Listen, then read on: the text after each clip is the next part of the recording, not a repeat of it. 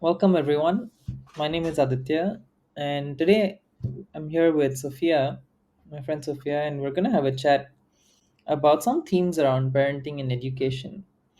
So, before we go into that, I'd just like to start by introducing Sophia. Sophia Klopp is a certified positive discipline parent coach, trauma informed facilitator, and an advocate for respectful and mindful parenting with Chapter Zero Singapore. She's dedicated to helping parents, caregivers, and educators cultivate authentic connections with children. She's a mother to three children, ages 8, 13, and 17, and views parenthood as a continuous journey of learning, adapting, and growing alongside our children, shaping not only their lives, but also reshaping our own. Sophia co founded Positive Discipline Singapore and has led numerous workshops and webinars for parents, caregivers, and educators.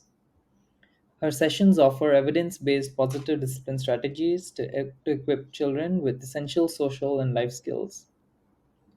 She also teaches techniques of mindful communication from parent effectiveness training, PET, and nonviolent communication, NVC. Thank you for And yeah, thank you thank for the you. wonderful introduction, Aditya. And I would like to introduce you. So, Aditya Kapoor is a trauma-informed educator, entrepreneur, husband, and identifies as a highly sensitive person or HSP. He started his career as a robotic researcher, and through an unexpected series of transitions, today he is deeply passionate about mental well-being, healing, healthy relationships, and education. So he is the co-founder of Whyte Labs. It's an education startup in Singapore that nurtures kids' creativity, a sense of empathy and confidence through advanced robotic projects and a trauma-sensitive approach. Aditya ensures children find a safe space to express themselves, build self-worth, and are mentored by adults attuned to their emotional needs and mental well-being. He is dedicated to helping children grow into emotionally healthy adults capable of forming meaningful relationships and tapping into their unique gifts. So, beyond his work with kids, Aditya also supports parents and educators and young adults, hosting circles and workshops centered around healing, holding space, inner child work, and conscious connection. Much of his work is inspired by his own healing journey with his wife, driving his mission to create emotionally healthy and nurturing spaces for children and their families. So, welcome. I'm looking forward Yeah, to thank this chat. you. Yeah, looking forward to this chat as well. So maybe to get started, I'd love to hear about your journey actually into respectful parenting, and I guess also if you could share a bit with our audience what respectful parenting is. Mm, yes. So, my origin story, as you say, on respectful parenting, right, um, is when I moved here to Singapore. Our family moved here to Singapore in 2015. I was pregnant with my third child, so my older two were 9 and 4 years old then. It was a big change for us, especially being pregnant. So when we arrived here, of course, the first thing I need to find is a doctor, right? So we had like a relocation expert showed me a list of doctors who are respectful in their approach. So that was like kind of new to me because I thought a doctor's a doctor, right? Like growing up and all that. So it was interesting how she mentioned that, and she mentioned to me hypnobirthing. So I just, with my first two, it was, like a normal birth, like a regular with epidural, and I didn't know this side of child birthing, which really opened my eyes. So when I looked into it, I got into finding my own community as a parent. So that's like Stork's Nest Singapore, which led me to Respectful Mindful Parenting Singapore. So the name's interesting, right? So, okay, respectful parenting. Oh, of course, I want to be respected. But what opened my eyes was the respect goes both ways. We also need to respect the child, right? Mm, So I was, as a parent to my older two children, I was parenting the traditional way. So like isolated timeouts, like there was a famous nanny on TV then, so we were just following. It's the in thing to do. So like mm, controlled spanking, punishments, mm, blind obedience, and it's mostly top down. Like do it because I said so. I'm the parent, right? Um, mm, the respectful parenting community really opened my world to a whole new approach. Like allowing what naturally develops, like following the child's lead versus, forcing them to follow our own timeline, which is most of the time not developmentally appropriate, right? So mm, I attended workshops by Chapter Zero about respectful parenting just to get to know what this is all about. How is it different? How is it going to help me, right? mm, Because I thought I was doing fine. mm, So that's like I got more into positive parenting. They had those yearly conferences that I attended. So I got exposed to more experts like Dan Siegel, Mono de la Hook, and all that. But then I stopped attending those conferences like during COVID time when I found I listened to this interview with Casey Arority at Joyful Courage speak about positive discipline. And this is when my like deeper journey. It really mm, resonated with how I wanted to parent.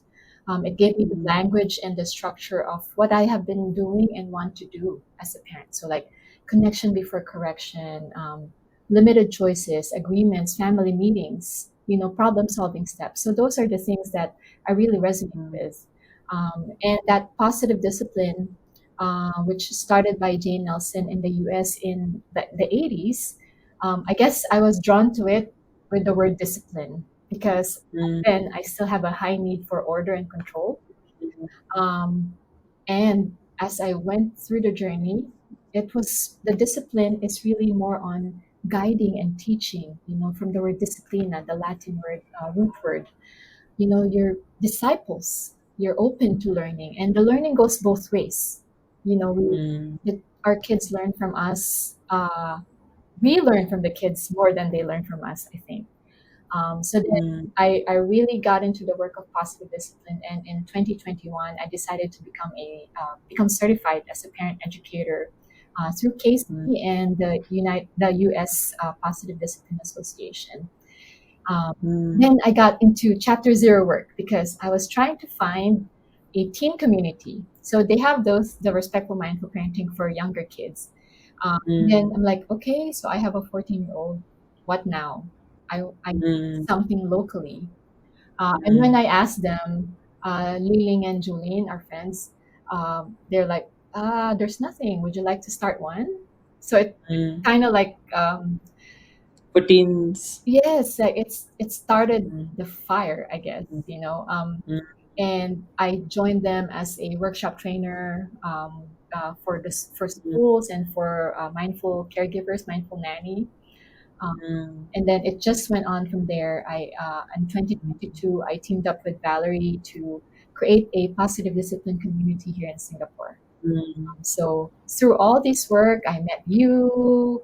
I attended mm, your circle, and I really enjoyed the holding space. mm. And it's continually evolving, I think. Yeah. How about you? I I think actually I have a couple of questions for you about what you shared.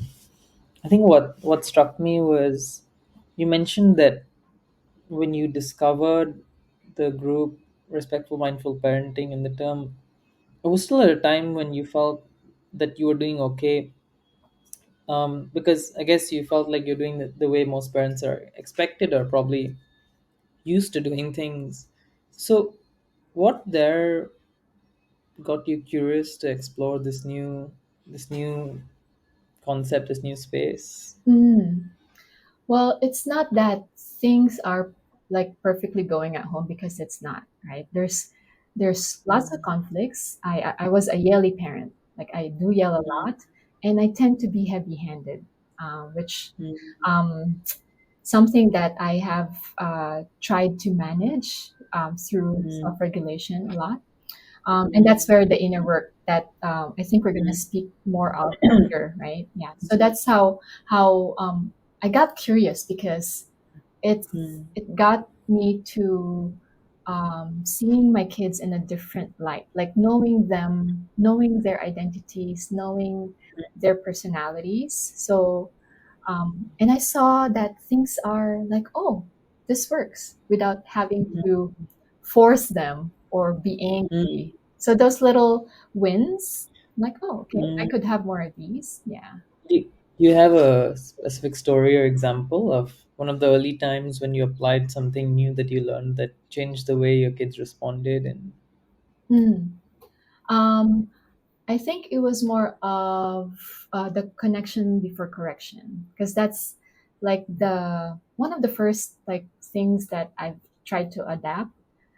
mm, Because it just brings conflict when I just start to order, start to tell them what to do, and then when I started mm, like connecting first, that's when I'm like, oh, like that's when I mentioned earlier to get to know them, like, oh, they're interested in this, and I mm, wonder, how could I share this interest with them, or how mm, could I get into their world?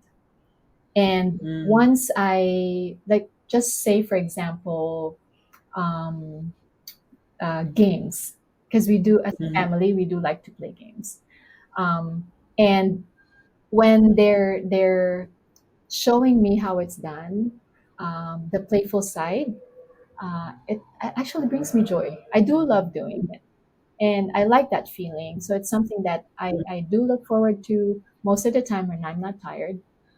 So those are the things that when I connect with them first, and then mm, after we connect, it's like, okay, it's time for dinner.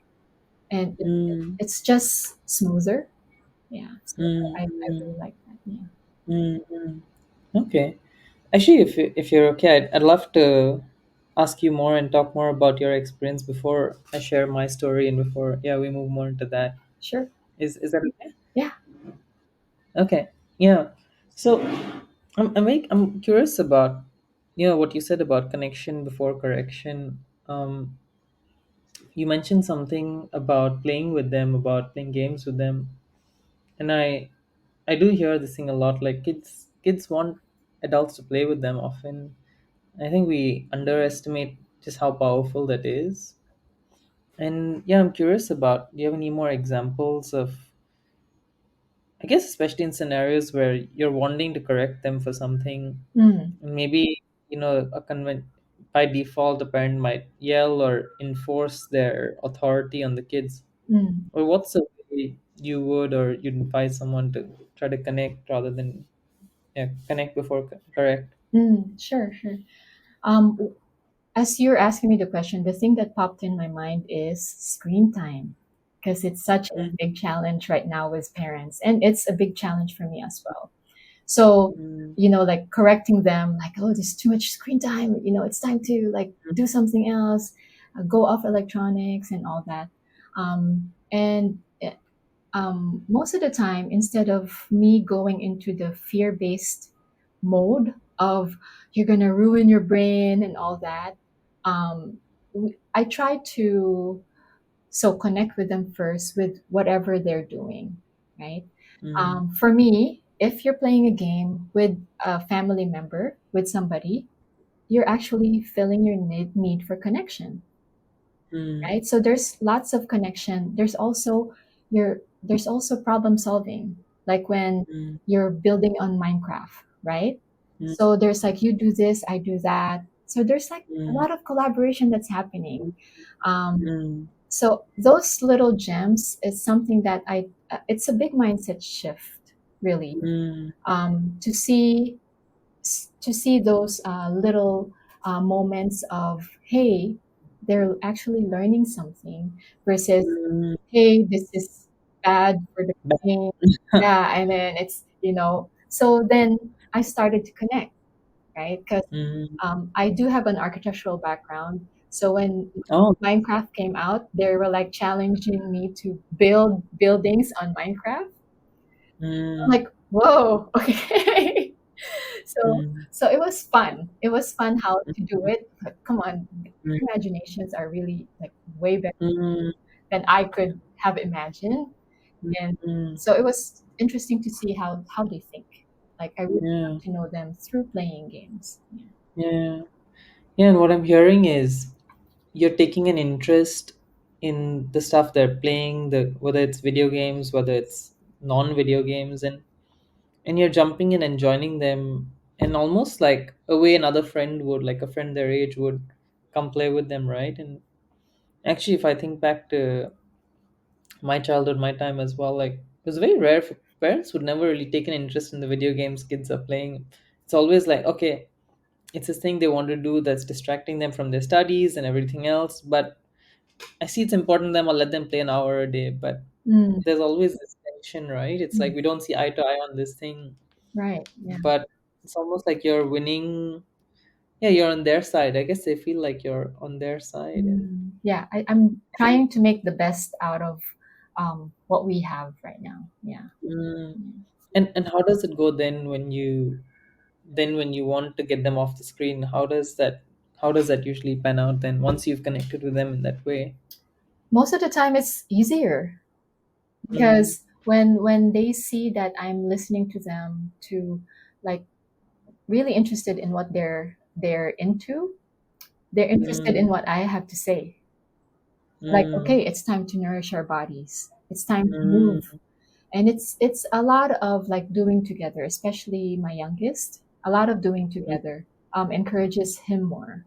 So mm, I find that when we're in a very connected place, there's really mm, less conflict for us. mm, mm, mm.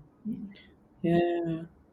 Yeah, and I think also it's interesting that you gave the example of screen time, because I think often, even for us as adults, right, if we're just binging YouTube, Netflix, or just Mm, on screen, it's a bit of a way of disassociating from reality from yeah. around us. Mm, Often, as adults, for example, we might tend to do that if we're not feeling very connected to the people around us, if maybe we're stressed about something, we're upset, right. or just in general not very happy. And yeah, what I'm hearing is you're connecting with them, kind of fulfilling that need for connection, Mm, and so they're not dependent on the screen to engage them, and kind of maybe even with a lot of kids, the screen time is what kind of numbs out their dysregulation that mm, yeah. That's a very good I point. have.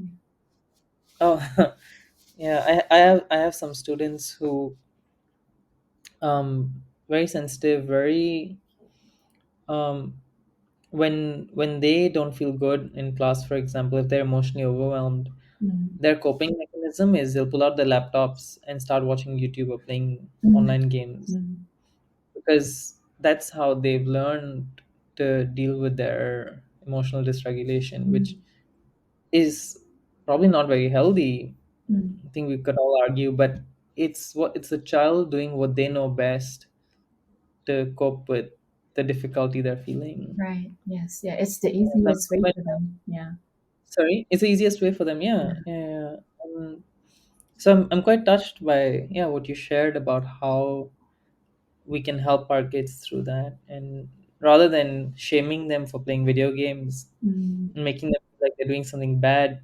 No one likes to feel like they're doing something bad, right? Even if as adults we're binging YouTube, if our partner or someone tells us, hey, like, don't put your brains away, we're not going to feel very good towards them no, you or just want want to. to keep doing it. Yeah, yeah, yeah, yeah. So Yeah. yeah, thanks for sharing that.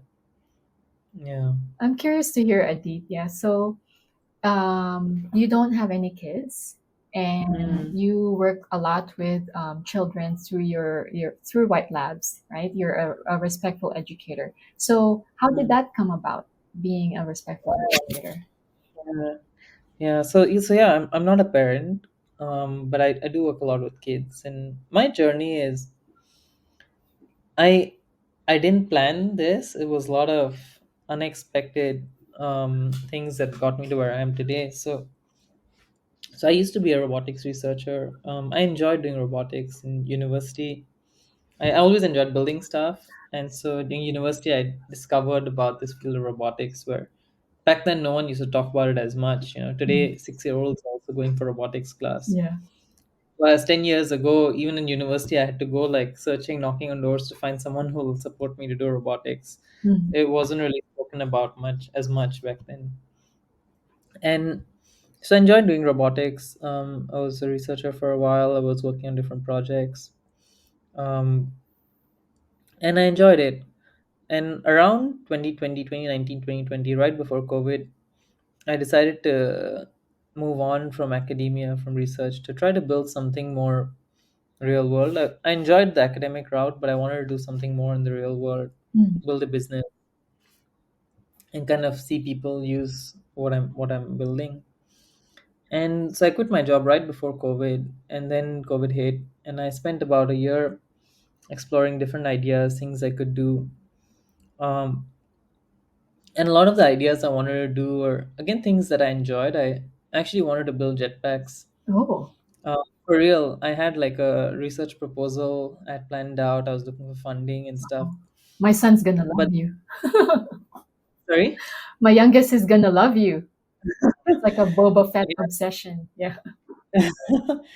But in the process, I realized that um, I was new to business, and I realized that if I wanted funding, I had to have a very solid business plan. And I Mm. didn't want to kind of just pitch a business idea that I didn't believe in or wasn't sure, and just to get funds to then build a business. Whereas what I actually wanted to do was do research and just develop stuff, develop stuff for the fun of it. Mm. And so I went through different ideas to see, okay, how can I support myself in the meantime? And me and my friend, we wanted to do this together. We looked at different ideas, and one of the things that we came across was education. We initially glossed over education. We said, okay, we don't really want to do robotics education, because when we looked at the landscape, it was okay, a lot of like Lego robotics, but most people do the same thing, and we're like, that doesn't interest us. Mm. But then at some point, I I thought, hey, actually at university, how I taught myself robotics was, I've never played with Lego in my life, but how I taught myself robotics was, I wanted to build a spider robot. I wanted to build robots with legs that move. Mm. And so I spent a few months teaching myself how to build this cool little spider robot from scratch.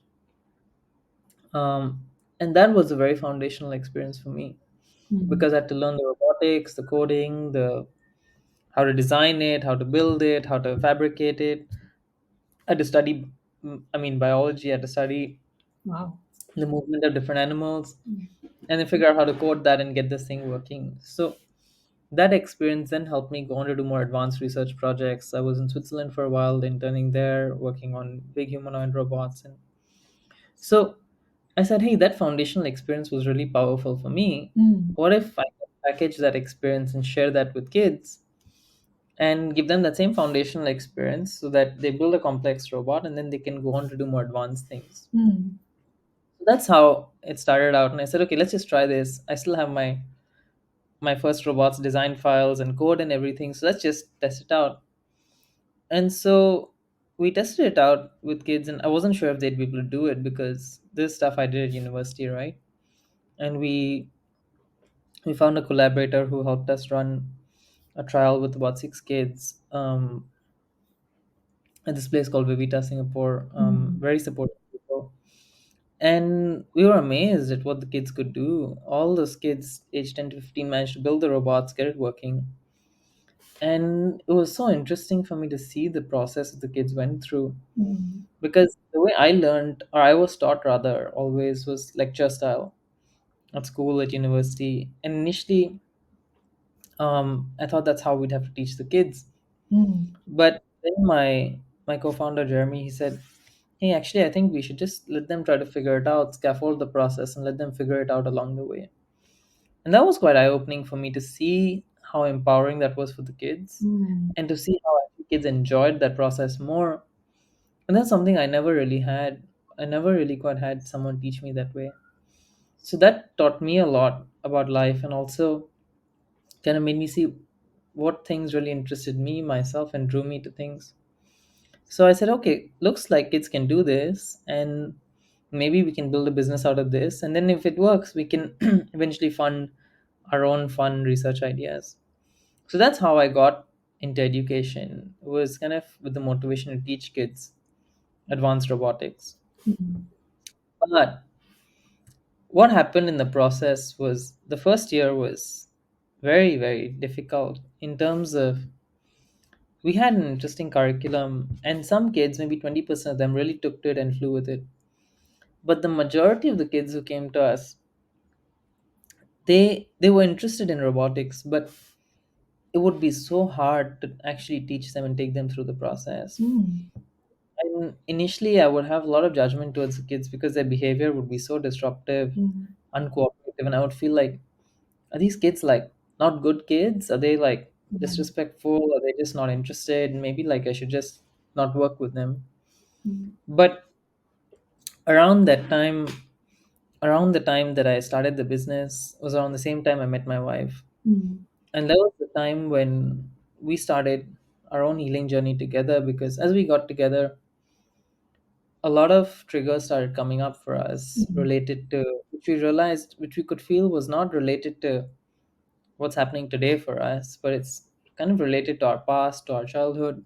Mm. And these wounds that suddenly now feel so raw, and we were able to see them now in the presence of someone who's now very close to us, someone who we love very much.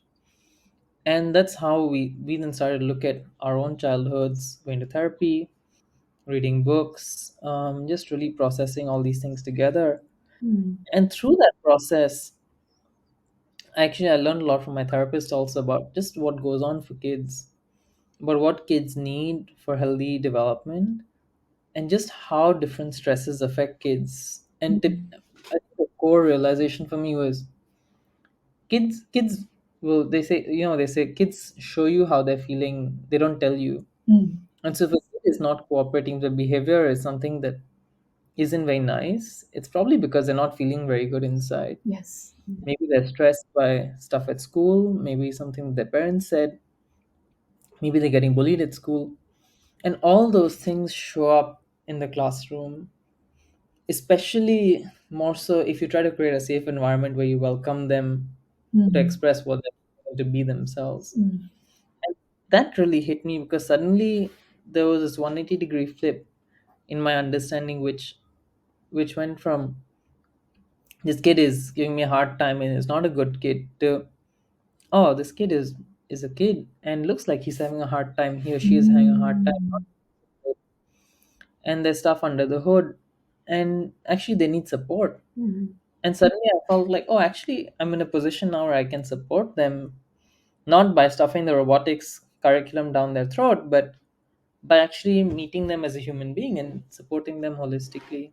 Mm. And that was very liberating for me, also because I I am a very sensitive person, and I can, and kind of like an empath, and I can pick up, I can feel when things are not okay with another person. Mm. Like sometimes the kids would be sitting in my classroom, I can feel that there's a lot of restlessness in their system, there's a lot of uneasiness.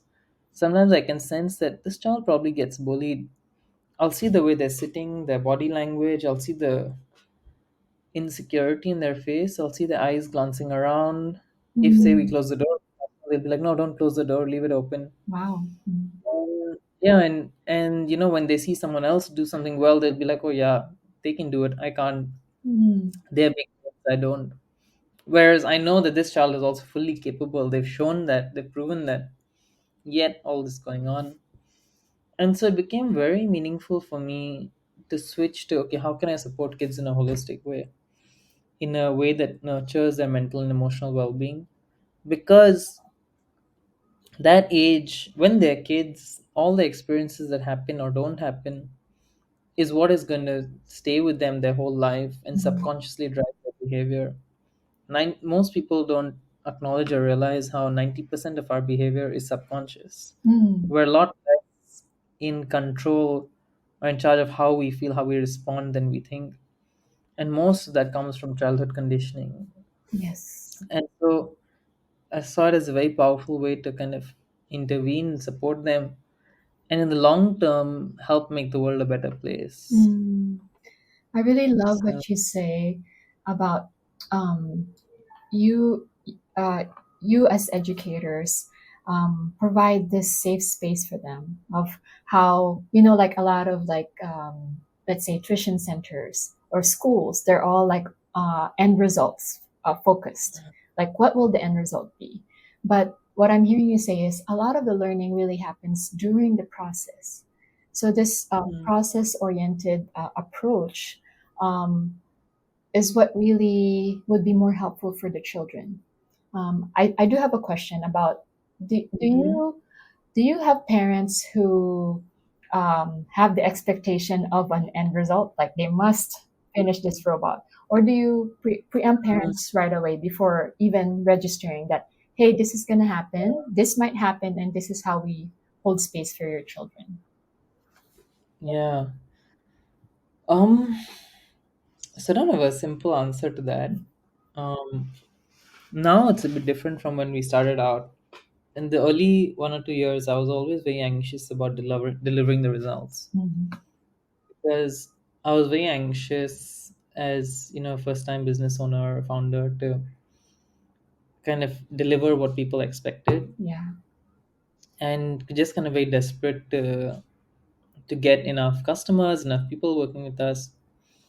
And so I used to feel very anxious about delivering the results, and kind of at the same time I'm seeing all these issues coming up with the kids, right? Mm. And so typically what I'd see is, in when we do introductory programs like 1 or 2 day camp in the holidays, there it's a lot easier to deliver, to actually I won't say deliver, but to help each kid get to the outcome that is promised.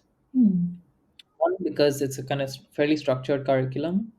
The kids have a lot of room to explore and experiment, but the process is quite structured, standard, and also it's kind of new for the kids. Mm. It's a kind of a novel experience, and they also, when they come to you for the first time, they're masking a lot more, Mm. so they won't really show you all the underlying stuff that's going on. And typically after that, if they join us for long-term weekly classes, that's where you start seeing more of the underlying stuff Mm. that they might not usually show, because once they get more comfortable with you, and in the long-term weekly classes, there we'll typically set an expectation that, hey, the it's not a fixed curriculum. The curriculum evolves and emerges with the kids based on Mm. their pace, their interest, their aptitude. And there we will see, we can only go at the pace that the kids are ready to go. We'll not force them, Mm. especially, we will not force them, but we will really try to meet them where they're at, and adapt to their needs. Mm. So I think these days the parents who we the way we frame our stuff, I think it doesn't so much draw the parents who are looking for those results in a short time, especially if they're staying with us. It's more of a long term investment that we, Mm. we try to encourage them to see it as. Okay, thank you for sharing. Yeah. Yeah. I noticed that for kids, there's a few main things that can tend to affect their emotional state, and how they show up in general, how they behave in general. And for me, like, say, I might see kids about 2 hours a week, 2.5 hours a week. But the two biggest things I think are the environment at school and the environment at home. Mm. And I think it's very important that we might not be able to change the school environment, but at least if at home the parents can kind of see with more nuance and detail, I guess with more nuance and sensitivity and compassion, what's really going on for kids under the hood, it can go a long way towards supporting kids in their whole journey. And I think as an educator, so I'm not a parent, and as an educator, I do often wonder what's a good way to, I guess, help parents see these things about what's going on under the hood for kids, and how to kind of empower them also to support their kids in a healthier way. Mm. Because I think all parents want the best for their kids. Yeah. They do whatever they do out of a place of a lot of love. It's just that sometimes they might not have an awareness that there's a better way or different way to do things. Yes. And so I'm curious, Sophia, about how you typically work with parents, or how do you share and introduce parents to this whole other world of respectful parenting and seeing what's going on for kids under the hood? Mm. So, like usually parents would come to us either through the Chapter Zero Facebook community or through other ways with positive discipline. They come to us with challenges, right? Like they want a quick fix. Like, what do I do when my kid does this? You know. So that mindset of wanting to fix, it really prolongs the behavior that the child is Mm, having, right? And um, when I talk to parents about this, about like what's going on, like you said, what's going on under the hood, right? What's happening underneath the behavior? Because they are having a hard time, right? And a lot of what you said of how a child receives instruction or discipline, um, it really affects their core beliefs, and that's how so do they you mean how they receive the instructions from the parents, how they're yes from the responded to by the adults. parents? Yeah, the Mm, parents. So it's the same for us when we were kids. Like all those, let's say, scolding or shaming, or also the good things that we experience, it makes up who we are, what our mm, internal beliefs are, right? So it's really important for parents to um, also uh, look at their own stuff, look at what's mm, happening, what happened in their childhood. And this could be very uncomfortable for a lot of people, I acknowledge, because this encourages vulnerability, right? And I mm, think now the word vulnerability is um, people are more open to it. But back then, no, if you're vulnerable, you're weak, right? mm, People are gonna take advantage of you and all that. mm, But seeing how their behaviors triggers us, um, really stems from what we experience in our childhood. And this is what I've learned with positive discipline is based on Alfred Adler's individual psychology. And what he really promoted, his theory is that early childhood memories affect our decisions that we make as adults, affects the mm, behavior that we do. So like if you have a child who's who wants control, so it's like they want power, the parent wants power, right? So all these stems um, from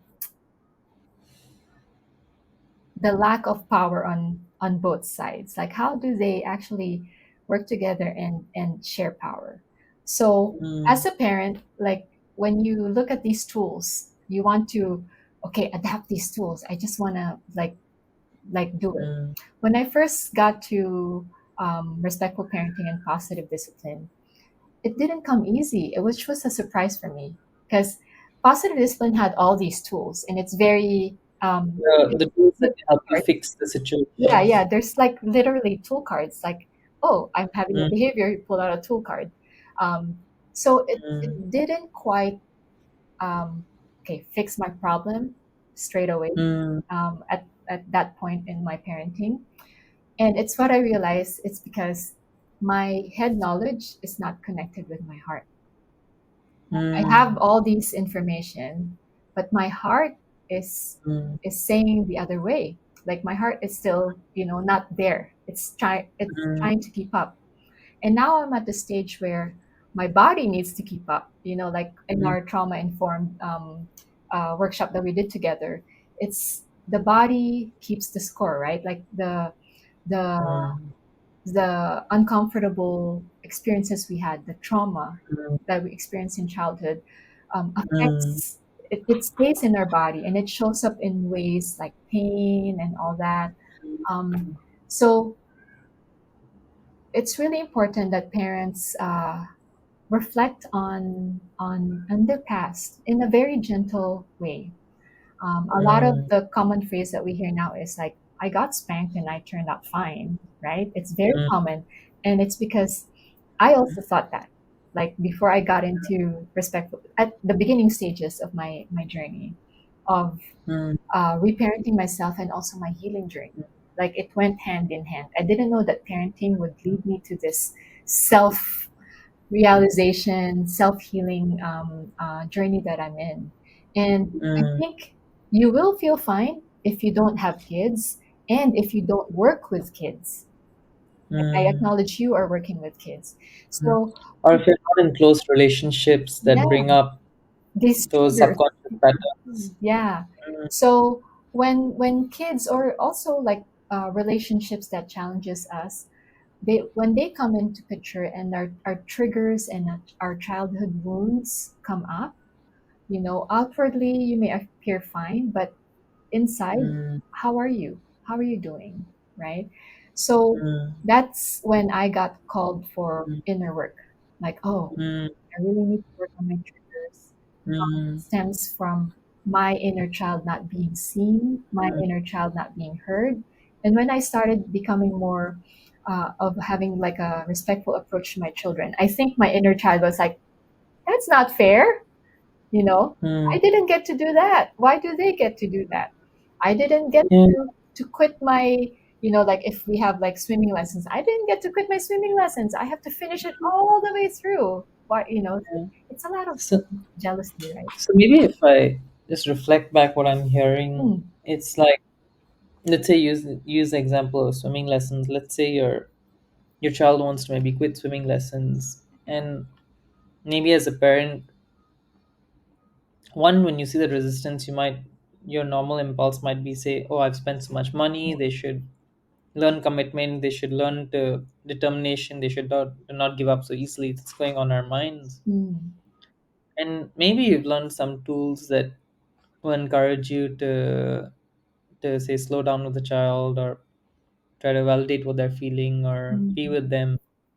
But what I'm hearing is, if you haven't done your own inner work to look at your own subconscious patterns in that moment when the child is triggering you and showing you their difficult feelings, knowing those tools cognitively don't really help, because your own subconscious visceral reaction is so strong mm. that you're just maybe feeling a lot of anger, feeling a lot of like no, and that's probably coming from your inner child feeling, yeah, I never got to quit something halfway, then Yes, why should they get to do that? yes, yeah, yeah, And so there's this tension between what you want to do and what, yeah, yeah. your inner child is letting you do. Yeah, and it reminded me of this turning point that I had in my parenting in terms of signing up my kids for extracurricular activities. So Mm, um, it was more of, yes, like I paid for all these. You have to finish like 12 sessions. Like you have to finish it because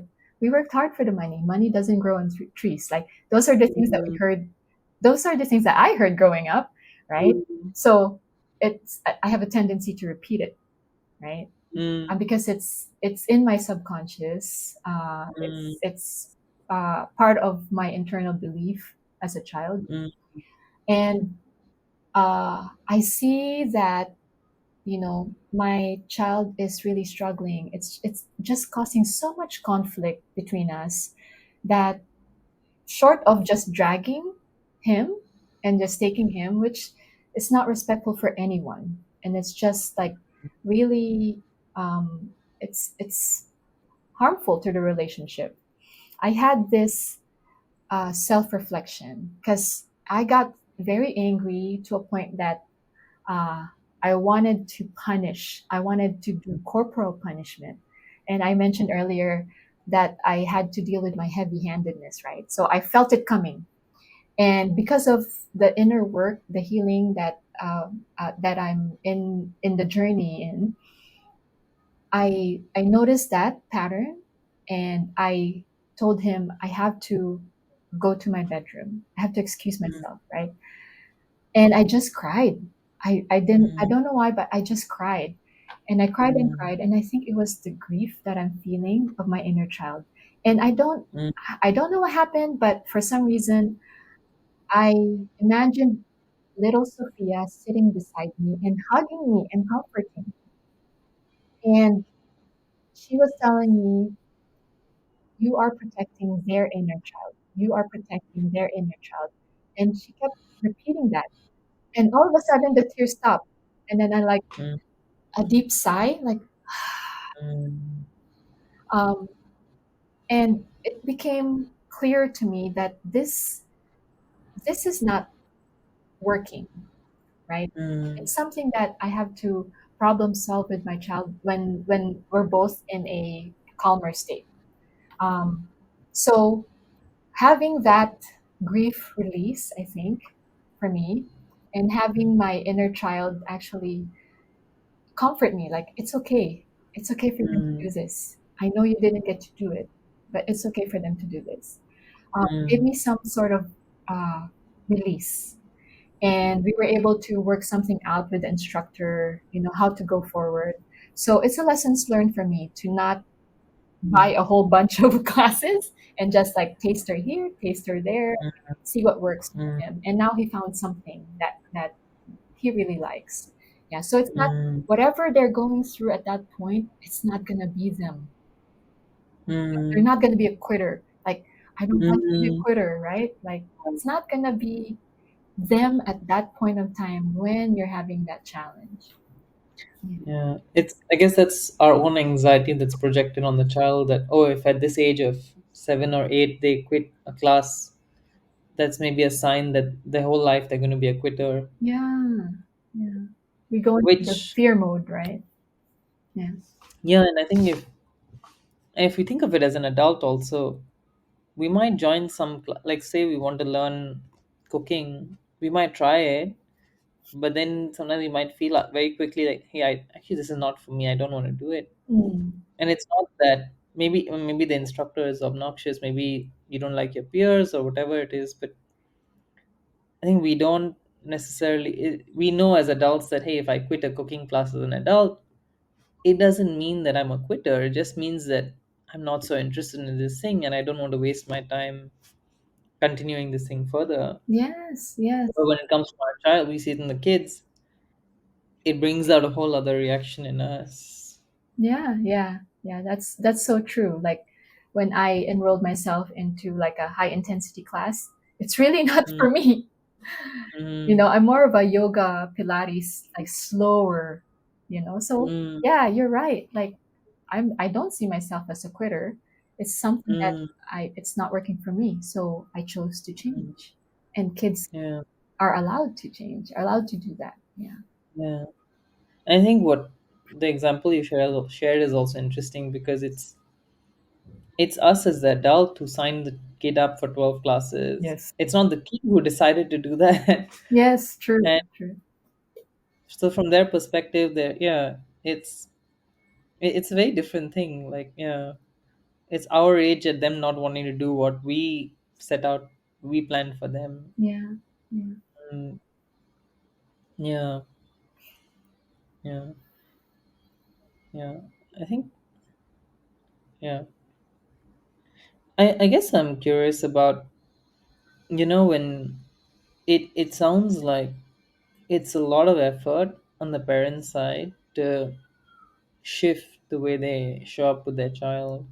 And because what you mentioned, it's not just about learning some tools to fix the situation or fix the child even, but it's about really investing the time and energy to do your own inner work, look at your Mhm. own path, which is not easy. And a lot of parents typically are very overwhelmed, very overworked, Yes.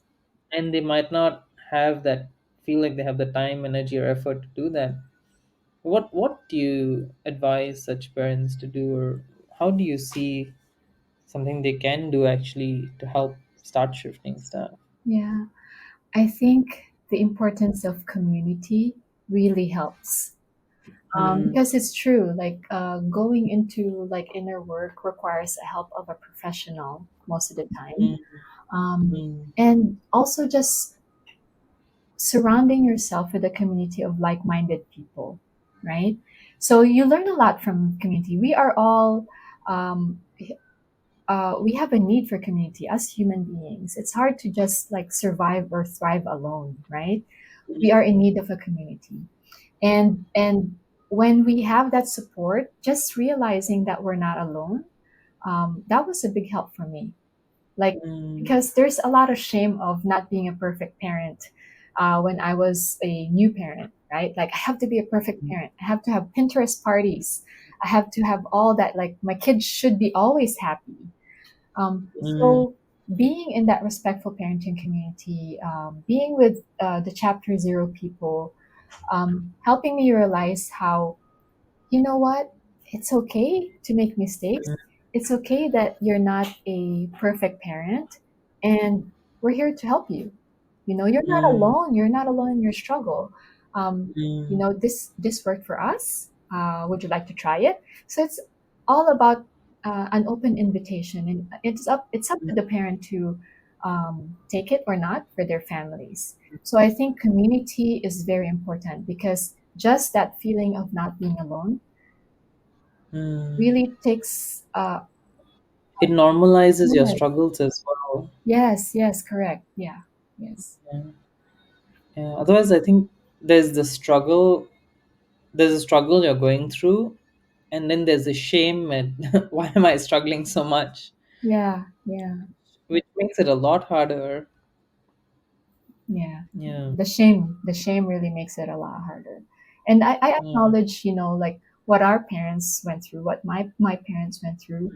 They really tried their best, like Asian parents have a different way of showing their love, and Mm, they didn't have the resources that we have now. They didn't have the research. They didn't have the tools. So they did try their best, right? But now that we live in this more modern world, AI is here.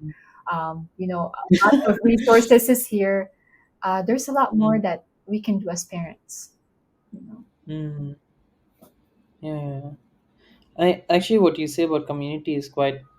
I really resonate with that also because I think for me, around the time when I had my own awakening of realizing that actually more than just trying to teach kids robotics, I really want to support them in a very holistic way that sets them up in the long term to really have healthy adult relationships, have healthy, when they get married, when they have kids, even with their friends, in deciding to feel more sure of themselves when they're trying to figure out their career path and everything. And but when I was at that stage of feeling like, hey, I want to shift, I did feel quite alone and lost as well. I was like, oh, I want to do this, but how do I do this? Because the whole education landscape I see around me, at least the majority mainstream one, it's all about like what you said, selling outcomes. Yes.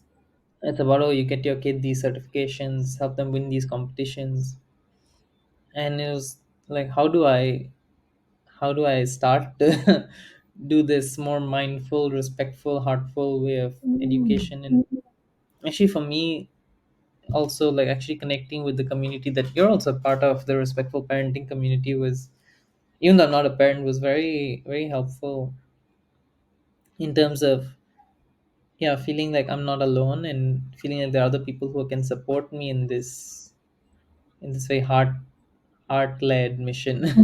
Yes, heart led, correct. Yeah. Yeah. I'm curious. So you mentioned the word awakening, right? I'm curious to Mm, know what your healing journey's been like, like how, mm, so what did you do? Like, how did it start and all that? Yeah. mm. I think for starters, it, like what I mentioned, like for me and my wife, when we first got together, when we were dating, we realized that as we got closer, we started there are a lot of insecurities that were coming up, Mm,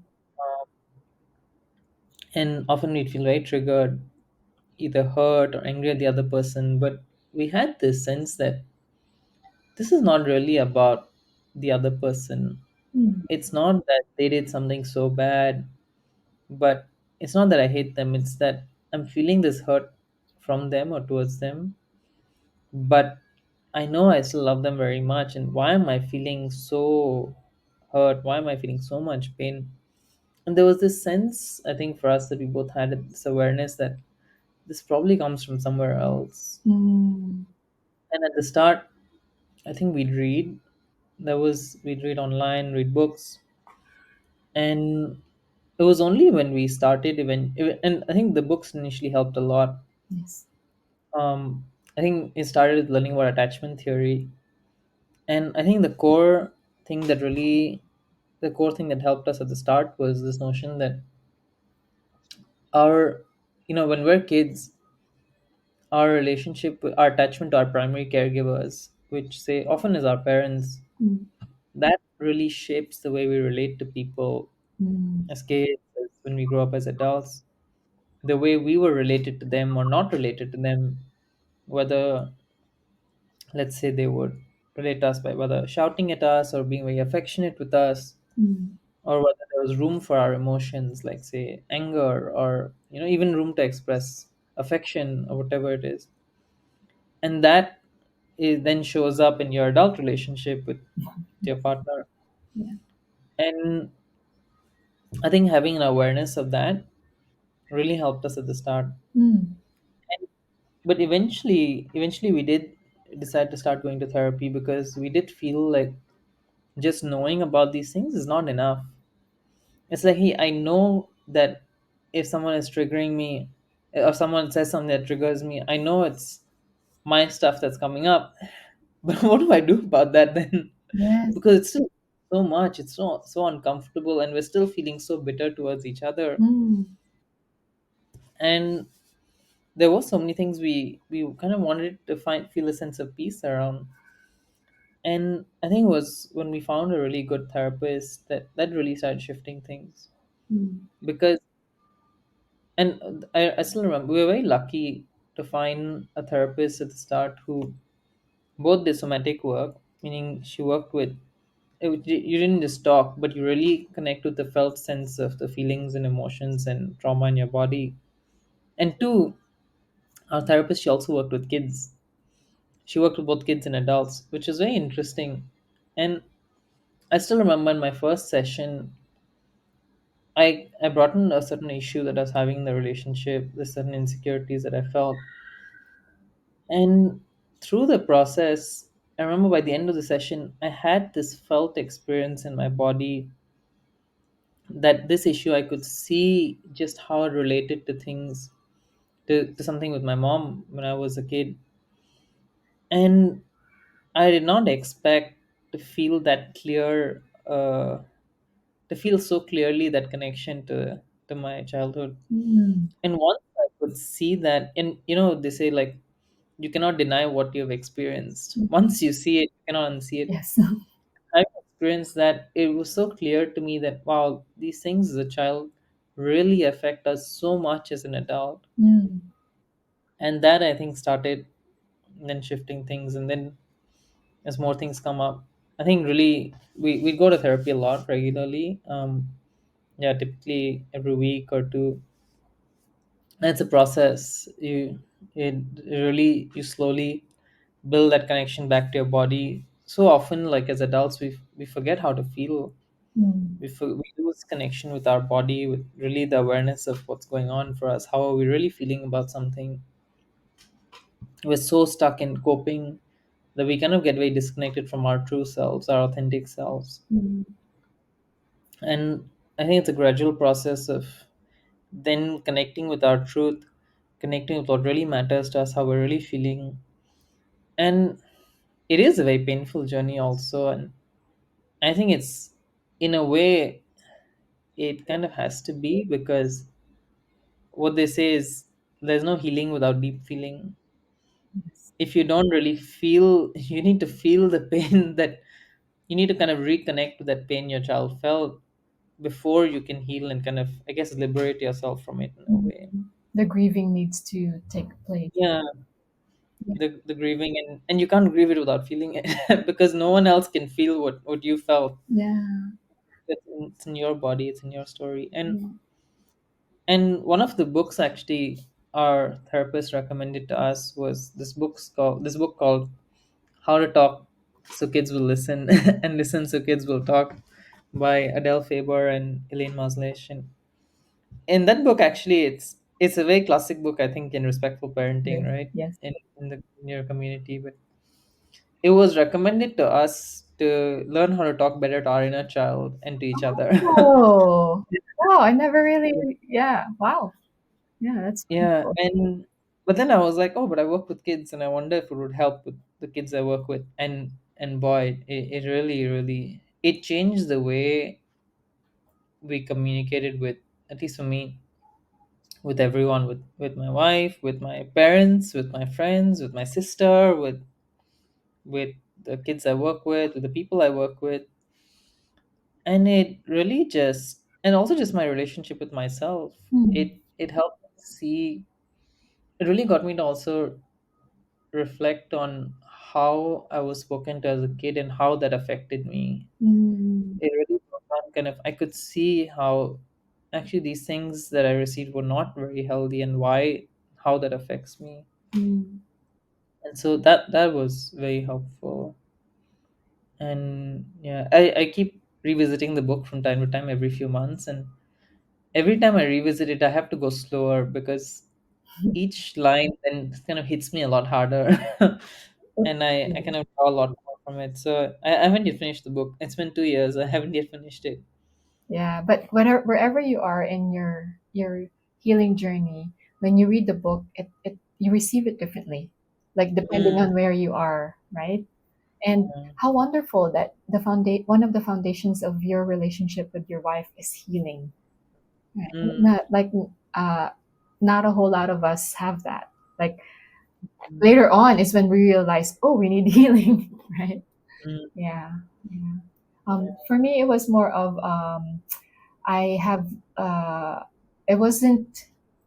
I mentioned earlier how my heart wasn't connecting with the head. The tools, I have the mm, tools, but when I apply them, I still get very angry and all that, right? And our friend Jolene suggested a trauma informed psychologist, and I started mm, seeing her, and it was wow. It was my whole being was opened.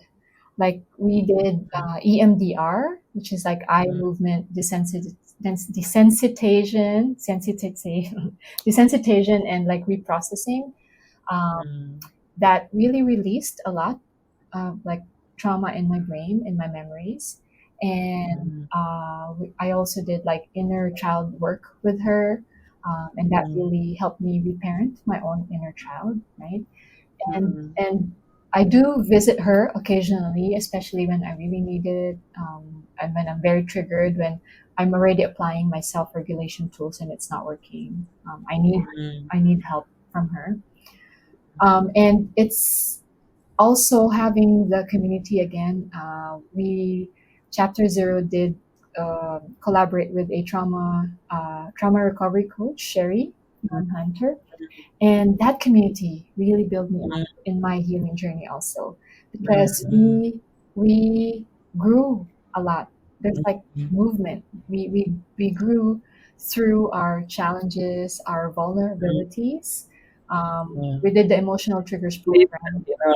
It gives you a safe container where people get you, see you. Yeah, and you notice when we're not meeting, Mm, something's lacking, like, and then when we mm, meet it's like, oh, this is what's lacking, like mm, mm, the we also did so after the emotional triggers program we did like getting real. mm, It's a book by Susan, and there's we also did nonviolent communication. So the mm, NVC gave me the language of how mm, I communicate. Like I think for you it's like how to talk, so kids would mm, listen. For me, it was nonviolent communication that my family actually um, were open to doing. So we've been doing our feelings and needs cards when we're mm, very triggered, and it's interesting to see how the kids use it. mm. So all that, and now I'm on my somatic work because my body now needs to keep up, right? Yeah, Mm. so that's a very It's like interesting going journey for through the me. layers. Yeah, it's like head, heart, body. Mm. Yeah, Yeah, yeah. We always start with the yeah, head, right? I think it's because of the schooling. yeah. There's this thing I heard recently, which said our the reason we tend to focus on our head is because with our mind we feel a sense of control. Mm, With stuff in the body, we can't really control the sensations coming up in our body. It's there, right? We yeah, just all we can do is listen and be with it. yeah. that's kind of causes this tension also between our mind and our body, because when we don't feel a sense of control, we feel unsafe, we feel insecure, and Mm. Yeah, I true. think starting with the mind helps us grasp that and feel a sense of safety. Yeah. Yeah. There's one more thing that I wanted to revisit with you when I introduced you. So you said that you what do you call it? So you're a highly sensitive person, HSP. Mm, I wonder mm, how that journey has been for you, especially from a male perspective. mm. Yeah, I think so. I guess maybe for some background on that for our listeners who are not familiar with the term. Mm. So the term highly sensitive person was coined by this researcher called Dr. Elaine Aron in the 90s. And what she and her team found was that high sensitivity is this genetic trait that is typically found in about 20-25% of the population, not just in humans, but across 100 species, Wow! cats, dogs, I think insects, even if I'm not wrong. Wow! Birds, yeah.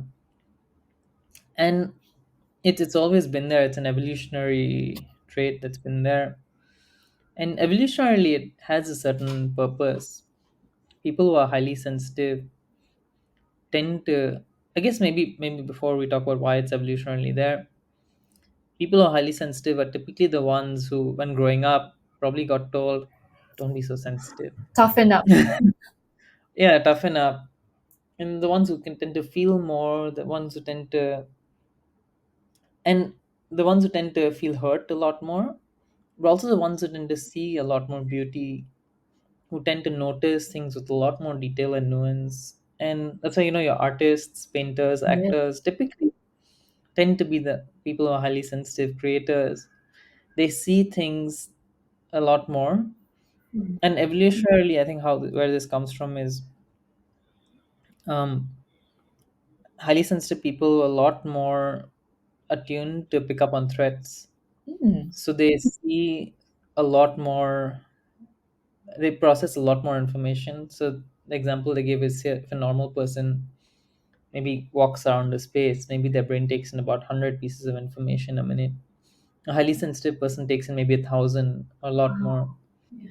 And so you pick up a lot more things. And typically these people used to be the leaders of the tribes, the ones who'd plan, the ones who'd perceive what threats are coming. Whereas a lot of the others might be more of the doers, the Mm. ones who can really go and fight for food and stuff. And we need both kinds of people Yes. in any community, right? And it's just that today, or in modern days, that high sensitivity tends to be looked down upon. It's like, Mm. oh, you need to be tough to get through a difficult world and stuff. And I think for me also growing up, that was a lot of the message I got, that don't be so soft, don't be so sensitive, don't be so vulnerable, you need to be more tough, especially as a man, right? It Mm. a lot of the conventional notions of masculinity. And so for me, I often had to disconnect a lot from my sensitivity to feel accepted, to feel like Mm. I'd be loved, I'd be, and I think especially when I started a business, that also came in, because in a lot of the startup world, a lot of the advice you get comes from hustle culture. Yes. It's like, oh, like it's so cool to work. It's so, you feel so proud to work, to say you're working 100 hours a week, or you're hustling so much, and that's the only way to succeed. And that might work for a lot of people, might work for the majority of people, but it doesn't work for highly sensitive people. Mm. Because I realized it didn't feel good to me. It didn't feel like that's how I can succeed at doing a business. Mm. It was only after I met my wife and I started connecting with my values, with my vulnerability, and I learned about the concept of high sensitivity, that it was very liberating. And there's a whole global community of coaches, mentors around high sensitivity. And what a lot of them say is that actually you don't have to follow that same conventional wisdom to succeed, Mm. the same conventional advice of hustling and all, because you can build a business that's more in alignment with your own unique nervous system. Mm. And because when you respect the way your nervous system was designed to operate, that's when your gifts can really shine through. And typically highly sensitive people are also ones who can attune better to other people. Mm. That's why a lot of therapists, coaches, tend educators even tend to be highly sensitive, because they can pick up on what other people are feeling. Mm. You'll see the nuance of it. And I have seen that helped me a lot in the work I do. I think the challenge is when we don't get a good grip of our sensitivity, when it hasn't been nurtured in a healthy way, which often it hasn't for a lot of people as kids, and if as adults we don't do the inner work to really nurture it and learn to be with it, then it can kind of cripple us and kind of become this crutch as well. Because Yeah. yeah, I think like what we often see. Yeah. Yeah. Yeah, it was. And Mhm. Go ahead. Oh no, yeah. No, and I found like with my students, it I'm able to pick up on when I can pick up on when maybe they're going to have a little meltdown Mm. before it happens. And it's very subtle cues. Like I can tell that the air feels a bit tense around them. I can tell that there's a bit of frustration mounting. And that's when typically say I might come in to support them, to check in on them, be with them before that frustration hits a point where they just have a meltdown. They can't regulate anymore. Mm. Yeah. Yeah. When I attended your HSP circle, it was eye opening for me. So we did the test, right? Like to figure out Mm. if you're highly The sensitive test or by a not. parent, yeah. Yes, by Elaine Aaron. And growing up, I also received that message that I'm too sensitive. Stop crying, or I'll give you something to cry about. Toughen Mm. up. You need to toughen up. Don't be so onion skinned. So those are the messages that I've received in school, in the family, and all that. And when I did the test, I was expecting for my score to be high, and there's like a cusp, right? Like this was it 14 or something? Yeah, 14 out of 27. She says if you're above 14 out of 27, you're likely to be highly sensitive. Yeah, so I thought I'm like, oh, I must be plus 20, right? Mm. And then I was like 14. So Mm. I had like an internal conflict within me, like, okay, so growing up, I was told I was too sensitive, and now this test shows that I'm not Mm. sensitive enough. Like I had the judgment that went Interesting. through me. And I remember in the circle, I voiced it out. And, you all helped process it with me of, Mm. just notice, notice Mm. where that judgment's coming from. And, Mm. like the messages in our childhood really doesn't define who we are, right? Mm. And I excitedly brought it home, the test, and we did it during dinner. And it was so interesting to see. So there's five family members, right? Only one person is not highly sensitive, and that's my eldest, my teen. Um, Mm. so uh, it was eye opening for us, because especially for my husband too, because all along we do see, and he also expressed his need to for alone time, like Mm. it's too Mm. loud, I need to go to the bedroom, or it's too much Mm. people, right? I need to be away from the people. So we've already known that, and we've already like found ways to be with it, right? To be with his discomfort, right? Mm. And it was eye opening, because now we talk to my team like, hey, Mm. you're living with like Poor highly sensitive all people. highly people. And when you make comments, you have to Mm. word it in a way, you have to be careful, because Mm. like comments feels like a stab in the heart for highly sensitive Mm. people. They take it Yeah. they take it, Very personally. yeah, deeply. They take it deeply. Yeah. So it's something that we are currently working on.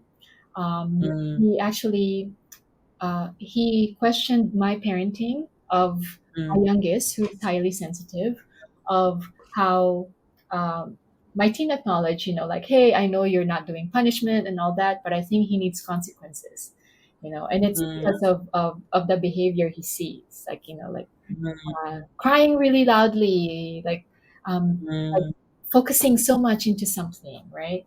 mm, That he felt the need to tell me, the parent. So I'm mm, like, first I'm like, oh, okay, so my child is telling me about my parenting, and I had to mm, move the judgment out because I had to mm, celebrate that he felt safe to tell me mm, to tell me his mm, thoughts, right? So we had a conversation about how to um, approach his brother, highly mm, sensitive child, of how to we need to word it differently for him, because when he hear you could deliver it in the most delicate way, but he receives it the way he receives it, right? Like, he knows himself. mm, So then you have to pivot, like how to approach it. So it's something that uh, it's a dance for us. Like, oh, mm, okay, the emotions are high. So now, what do we do? So there's mm, always like repair for us, and then how what mm, can we do differently next time? Yeah, mm. yeah. It was Yeah. really eye opening and brought so much compassion, Mm, to each of us. Yeah. yeah. And I think it speaks to this broader notion of neurodiversity, Mm. in that everyone's brains are wired a bit differently, Yes. Yeah. and we might not see it as obvious as. And everyone has a different physical structure, right? Like, Yeah. everyone's arms, legs are different length, our nose is shaped differently, our eyes, our hair is different. And I think having a greater appreciation for, hey, everyone is wired a bit differently, which means they have different strengths, and they might need different things to support and nourish themselves. Which is, I think, a healthier way of looking at it, as they have certain weaknesses. Mm. Uh, and I think, like, what you're doing, what I hear there is helping your kids who again are wired differently to have great empathy towards each other. Yes. And it's a process, right? It doesn't happen overnight, but starting young, I think, I can imagine when they grow up, if they're at the workplace and they have different colleagues, or even people working for them who respond differently to what they might have imagined, Yeah. they can have empathy of, or maybe this person is wired differently and they need different things, and there's nothing wrong, Yeah. but maybe they have certain strengths they can bring to the table, and without judgment, and seeing them without judgment. Yeah, yeah, yeah. It's a big shift, and it's a big shift for my team too. And it was I had to like ride a trigger also when he brought that up to me, because he mentioned that his brother is too sensitive. And when I heard Mm, that word, childhood memories came up. Like what we were yeah, talking about earlier. Like, so sensitive. yeah, like so instead of Yeah. like, do not call your brother that and all that, it's more of like, Mm, okay, how do we see compassion in this, right? Like, mm, how do we approach this that would be respectful to all that's involved, mm, right? So, again, encouraging that shift of mindset at a young age. Um, I feel compelled to like mm. guide him through that, especially living with highly sensitive people. Yeah.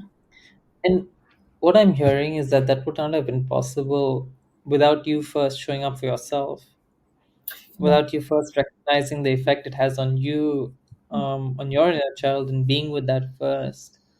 Because, yeah, I can imagine, you can suppress that, but then the way you show up with your son might not he can tell it might not be as authentic Yeah. when it comes to this place of, and yeah, I think just there is so much value when you can meet yourself there and then show up with that compassion and validate his perspective. And I think It verbalizing it also. Uh, I think parents, it would help to verbalize it, because I for in that situation I did verbalize it. Like when I Mm, hear you say that your brother's too sensitive, it brought up my inner child wounds, and mm, they're aware of my healing journey. So mm, verbalizing that discomfort is actually mm, liberating in a way. Yeah. mm. It's this notion where you name what you're feeling rather than attacking the other person for what Yes. they did. Yeah. Yeah. Mm. And I guess by you doing that, they don't feel so defensive, and they feel like they can see you, they're invited to see you rather than being shamed for what they did. Mm, And it yeah. becomes a bit of a win-win. Yeah. Yeah. Yeah. It is, and it takes a long time to, like, to get to where we're at. Like it did, it was a lot of trial and error, a lot of Mm, discomfort. There was conflict, a lot of conflicts.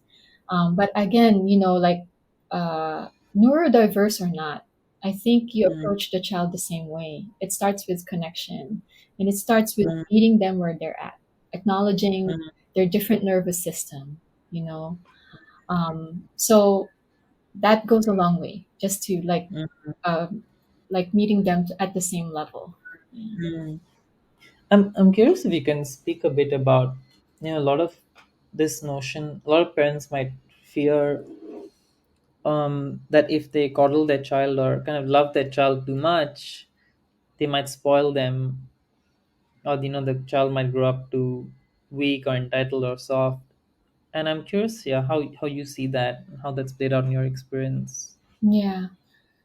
Um, so I just had a recent experience where, my daughter and I went bowling, and it was, um, too much sensory input all around. It was loud. There was new people because she joined my friends, um, Mm, and so it's just a lot of new things for her, stressors, and it was brave for her because she's the one who offered to join.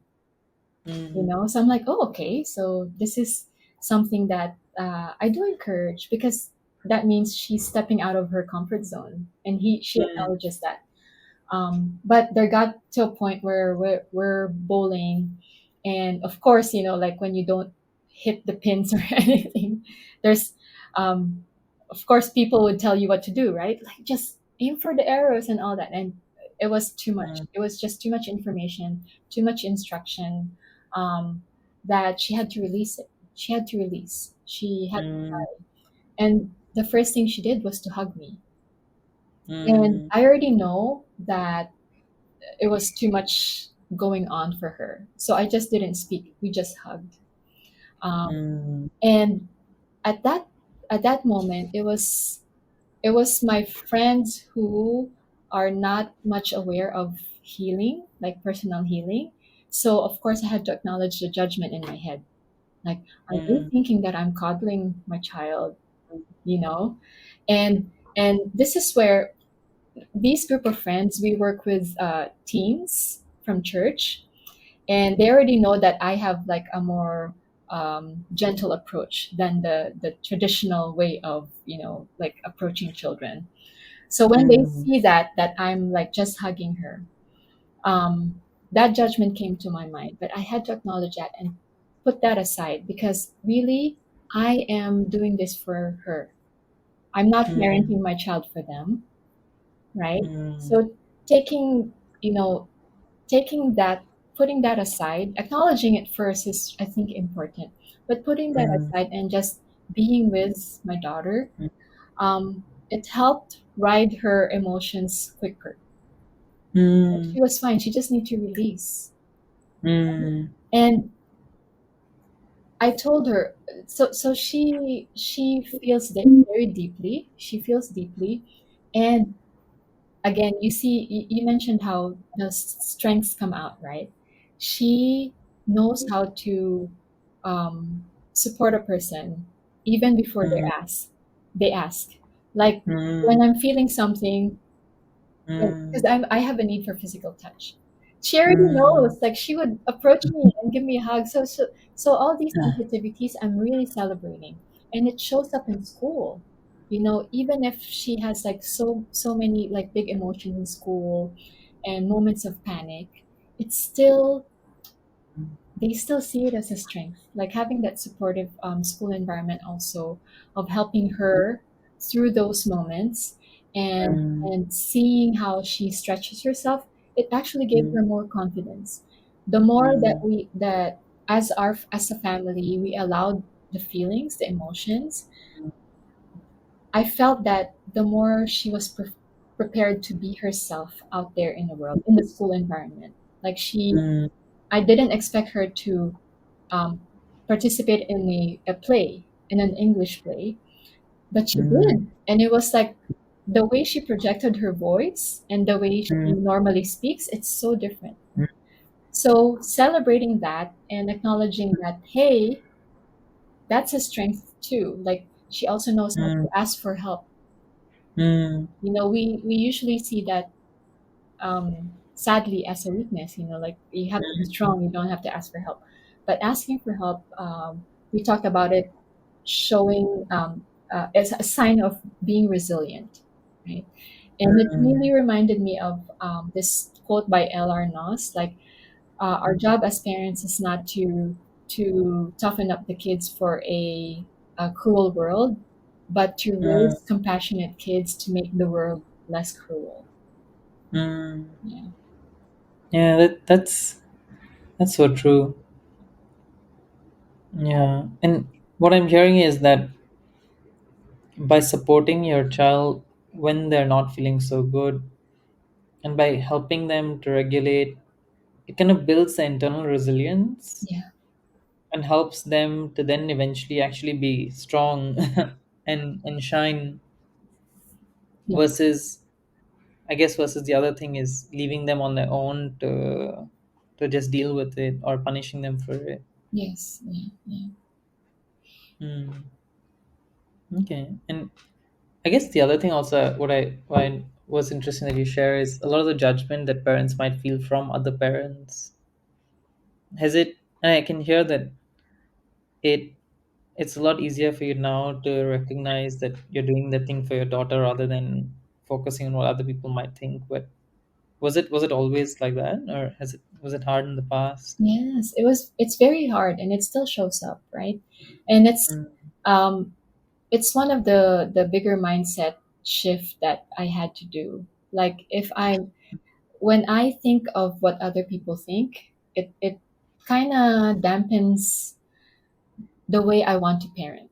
Like mm, it pulls me back when I think of mm, judgment from other people, and I think it's just not just about parenting. Like in all we do, right? Like if we just think about what other people might think, oh, I need mm. to please them. It You can't be authentic. Yes, you can be authentic. You pull yourself back. Yeah. Yeah. You It, can't live up to your own beliefs and values. yes, yes. So having that mindset shift of like I'm doing this for myself, I'm doing this for my child, and kind of like putting a invisible pole helped me Yeah. be more authentic Mm, as a parent. Yeah. yeah. How does it work for you? Yeah. Um, I guess like what you said, putting the child first. Like I think it also, like what you did, for example, sends a message to the child that they're more important than what other people think. Like versus, if you give it to the judgment, then the message to the child is, oh, what they think is more important than what you need right now. Yes. Oh, I love that what you said. Yeah, and I think for me also, it's always in my approach, it's always prioritizing the child first, what they need first, rather than what maybe my agenda is with the class or whatever. It's really kind of from a, and all this is kind of grounded in evidence-backed research also, right? There's so much literature on childhood development, brain development, what kids need for healthy brain development. Yes. And so in my approach, and also based on what I can intuitively sense, I will prioritize what the child needs first. Yeah, sometimes it, I think what can be hard, the the judgment I receive is not from other parents, but from other kids in the classroom. Oh, So how when do you? I have a classroom with multiple kids, and sometimes I've had like maybe one highly sensitive kid who is very easily overwhelmed. Mm, Maybe and the way they cope might be they might yell at the other kids. Typically that's what happens, mm, or they might shut down, or they might need their own way to regulate. They might go play games or whatever. And I know that okay, this child is wired a bit differently, and they need some different kind of support. I know I cannot treat them the same way as other kids, and I know that maybe in that moment that child needs some space. mm, They need maybe one dedicated teaching assistant just with them, mm, and they need that kind of extra support, extra care, because that's what they need, right? mm, And it's natural for other kids to then feel like, hey, but he yelled at me. He's being so difficult, and now why mm, is he getting more care? And why is that okay? Why are you not punishing him? And often kids will tell me, why are you not punishing him? And and to be honest, I'm still trying to figure out what's a good way to explain that to the other kids. And typically I will say that, hey, I get that you're finding this unfair, and I'm here with you as well right now. mm, I'm not going to punish him because right now, if you notice, he's having a hard time actually. He's not kicking around and making a fuss for the sake of it. Right now he looks really overwhelmed, and mm, that's why we're helping him to kind of regulate, to ground again, to find calm again. And I hear that this is not feeling fair to you, and I'm here to kind of see what you need also, and you're not forgotten. You're just as important as well.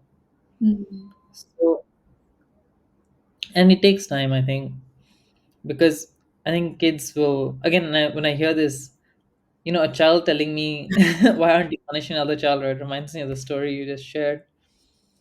And sometimes these kids will kind of play back what they've been relayed to by the adults in their life, maybe their parents, their teachers. Yes. Yeah. And it takes time to shift that. One thing that I find very powerful is, so recently I've been doing this program where we bring therapists into the classroom, behavioral Mm, therapists into the classroom. mhm, And the magic over there, what I find is that there inevitably will be some kids who need more help than others behavior wise. They'll be a lot more they'll get dysregulated a lot more easily, whether that's because developmentally maybe they're a bit very hyperactive, or maybe there's been a lot of trauma at home, and mhm, because of which there's a lot of anger, a lot of stuff that comes out. They're very easily triggered, very destructive as a result. But basically, these are the kids who are they're the least understood, they're the most misunderstood. mm.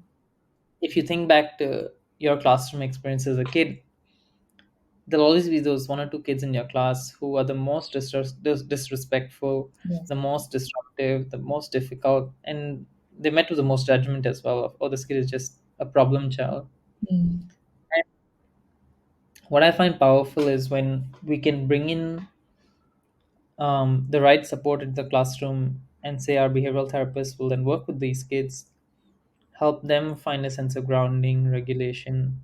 mm. Typically, if they're very angry, then anger will eventually give way to tears and sadness. Yeah.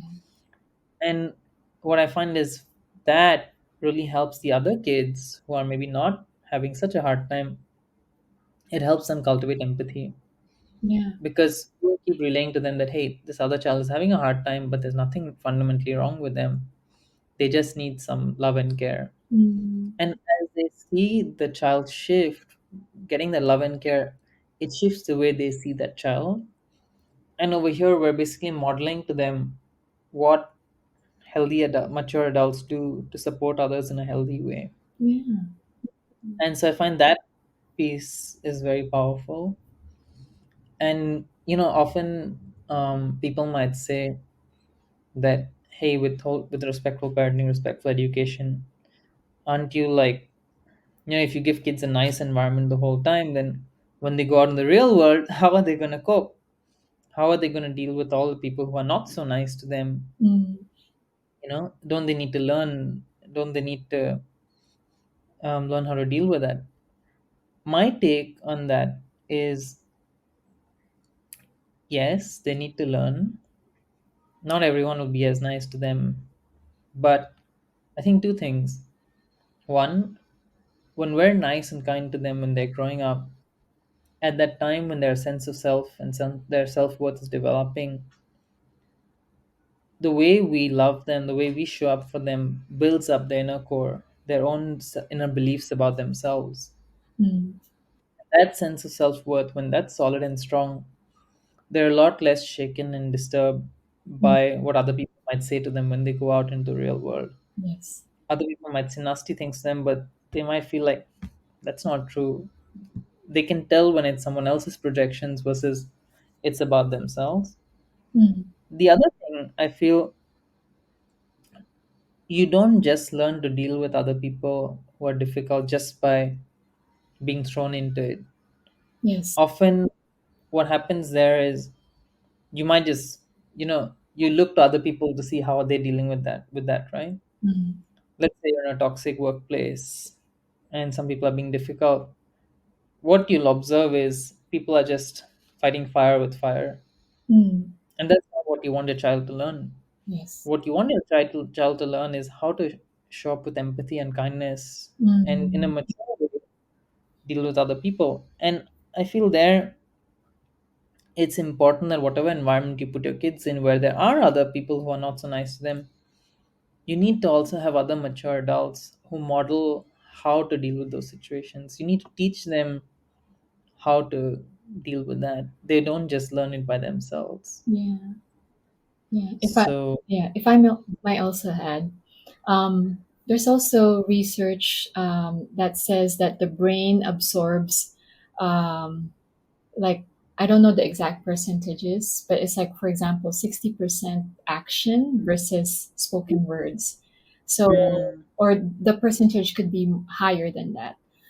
So mm, it doesn't matter what we say, what they're watching is what we mm, do, right? mm, And I really like your second point of, you know, nobody's born knowing how to mm, regulate themselves. mm, So they need to practice it with us. They need to practice it with the family, right? mm, So versus expecting them to be compliant. You must comply to everything I say. And then when you're an adult, you have to be independent and assert yourself. yeah. Like how how that happen? It doesn't work like that, right? If they don't get to practice, right? So all these Yeah. like this, my child's being disrespectful to me. How dare he say that to me, Mm, right? That's the point where we can model how to respectfully communicate when our values are not the same, when we mm, have a disagreement.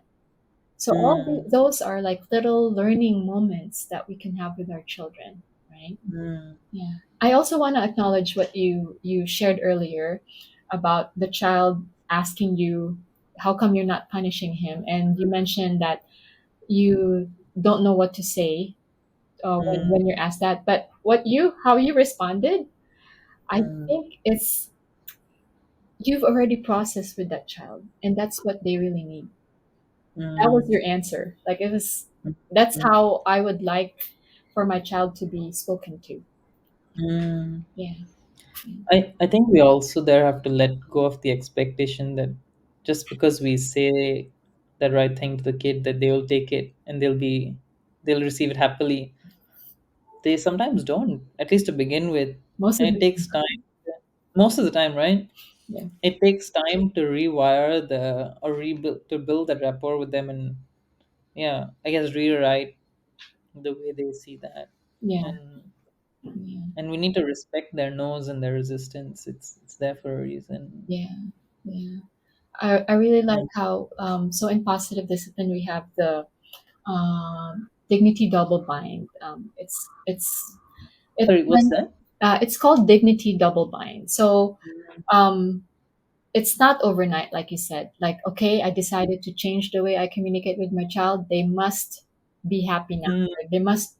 It's not overnight, right? So they're like you're here because, for example, you are powering over them, right? So it takes time for them to build the trust. Like, okay, so I'm going down to your level. I'm changing the way I communicate. Okay, do I trust you? Okay, Mm, so I didn't get punished, but you actually talk to me what I mm, can do instead, right? So it just keeps on shifting, like we mm, until our relationship is meeting each other where we need, mm, right? So mm, it's especially hard when trauma is at play. They're like mm, way down below. That it mm, takes a long time for them to build up to mm. a horizontal relationship. Yeah, I'm glad you mentioned that because yeah, I think parents will also ask me, and like sometimes when I've recommended the How to Talk to Kids book to so many people, and so many of them have bought it, but I also will always would typically add that it might not shift your relationship with your kids overnight. In fact, initially when you show up differently, you practice what you learn in the book, you might actually get some resistance because the kids will go like, why are you suddenly behaving so differently with me? What do you Yes, want? yes, Are you trying to manipulate me? Are you what's different? And I think just I would just like parents to know that that resistance is, I guess, normal to an extent, yeah, and kids want to see, are you sincere? And it yeah, sometimes it might take time for them to build trust and kind of repattern that with you. yeah. Yeah, it's a And bit like if your boss suddenly, your boss has always been very tough on you, and suddenly one day your boss is very sweet and loving and kind to you, you'll go like, what do you want from me? yes, yeah. And again, verbalizing it helps, right? Hey, Mm, I've read this book and I want to try this out with you. mm, Would you be willing to do it with me? So yeah, versus, that's managing their expectations, right? So like, oh, okay, so she's trying new things. We're stretching the brain, right? So all those verbalizing really helps in a relationship. yeah. Yeah. And apologizing to them also, I think. Yes, yes, yes. That's a big, big thing. Or, Yeah. yeah, yeah. I think, I mean, maybe I think we're coming up on time a bit. I have one question I would really like to ask you is, how do you resource yourself? As you're a busy parent, you have three kids, you're also an entrepreneur, you're also building up your own business and supporting other parents and doing your own healing work. And often when doing your own healing work, we tend to feel a lot more raw, tired, um, and it's just tough to take on a lot. So I'm just curious, how do you manage that and go through that? Yeah, that's a very good question, and it's something that I'm still continually adjusting. What works for, because it's not just me, right? It's with my family also. Mm, A lot of it, I think, is relationship building. Like all the mm, preemptive work really helps. So telling them what to expect. For example, I'm going to be in this meeting. It's scheduled mm, for this much, so I won't be able to support you. And I mentioned earlier that like my son is not feeling well. mm, So before even going into this meeting, I had mm, verbalized. I told him that this is where I'm going to be. I won't be able to be there with you, and who else could you ask for help? So he's able to figure out who the other adults are that could ask, and not mm, just mommy. So again, that takes away resources, like mm, load away from me. Um, mm, filling up with connection, I think it's like part of the relationship building. That when mm, there's a conflict, their bank is still full, like there's still like a little bit extra, that it's okay. Um, mm, Community. So I always go back to community because when I'm feeling under resourced, a mm, lot of them like would be able to suggest ways that could be helpful for me. So I mm, really rely on that because I really can't do this alone. Like our mm, circle, we all need each mm, other. And mm, I also, my kids are involved with what I do. So I mm. ask for their input into Oh, can I nice. share, you know, especially the older ones, because they get to experience the traditional parenting and disrespect and Mm. respectful parenting. So like, oh, how did timeout work for you? So all those like feedback from them helped me. And Mm. I acknowledge that self care is maybe an overused word, but we really do need to find ways to fill our own cup. Mm. It doesn't have to be a spa or something you spend on, but for me, for example, it's more of like a grounding meditation, like spiritual meditation really works for me. Music, finding ways that could um, Mm. lift you up, Comfort you. yeah, comfort me, lift me up, and sleep. Sleep is a Mm. big, a big Mm. factor for my emotional and mental well-being. And I do acknowledge also, Adi, that not all parents have available resources, Mm. especially if they're the sole caregiver. Mm. So again, how do they find community that could support them, right? Because it's really hard to do it alone. Really hard. Mm. Yeah. Okay, cool. And is there any closing question you'd like to ask me before we close? Hmm. I guess how do you resource yourself? uh yeah, it's tough. I'm trying to figure that out.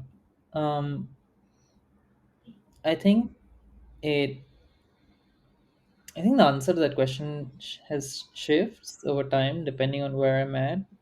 Um Going to therapy helps a lot, definitely. Because my current therapist, she's a somatic practitioner also, and typically I don't need to talk a lot in the sessions because I can just go and she's very comfortable and good at just working with just whatever is there, Hmm.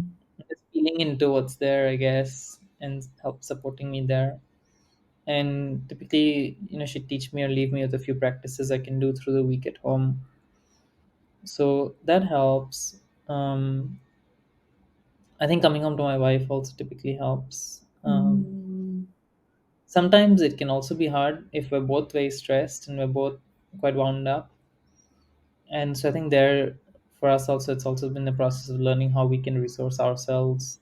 Hmm. Um, and so yeah, it depends. It shifts. Um, Actually, I haven't been connecting a lot personally with community or friends in the recent months. There's been a lot of overwhelm, but yeah, I guess the answer is I'm still figuring that out. Yeah. And it comes in And phases, right? It's phases. yeah, it comes in phases. I think recently what's really helped is movement. Mm. In I think a couple of therapy sessions have taught me some just very intuitive movement practices, and that I found very helpful to kind of just slow down and just let the body move with and kind of express and connect with what really is there. Mm. And it's very hard for me to explain if someone has not experienced it before, but yeah, movement really helps move through emotions. Mm. Thank you for sharing. Yeah, and so I guess as we close our chat today, um, I think if anyone or anyone listening, if they want to learn more about your work, Sophia, whether it's with positive discipline or NVC or the other things you mentioned, how can they connect with you or find out more about your work, your workshops, and learn from you? Yeah. So if parents are willing, they could always join the Respectful Mindful Parenting Facebook community. It offers a Mm, lot of free resources, and it's by Chapter Zero. Um, mm, and you could always follow Chapter Zero on Instagram, and it's also on Facebook, like at Chapter Zero SG. mm. My positive discipline work is found at Positive Discipline SG. And I'll put the links below. sorry. I'll link all of those below. Oh, that would be great. Thank you. And Mm, my own parenting journey is can be found in at Be There Calm. Yeah. okay, on Instagram. Yes, on Instagram. Yes. Okay. Yeah, thank you. And yeah, I'll link my own page also below. It's Yes. called the sensitive teacher, the dot sensitive dot teacher, yeah, on Instagram and Facebook.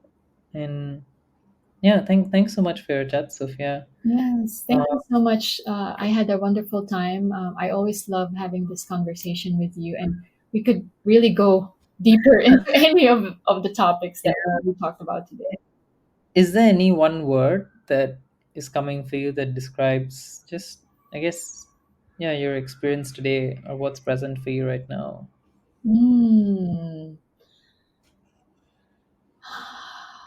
I think for me it would be um, grounded.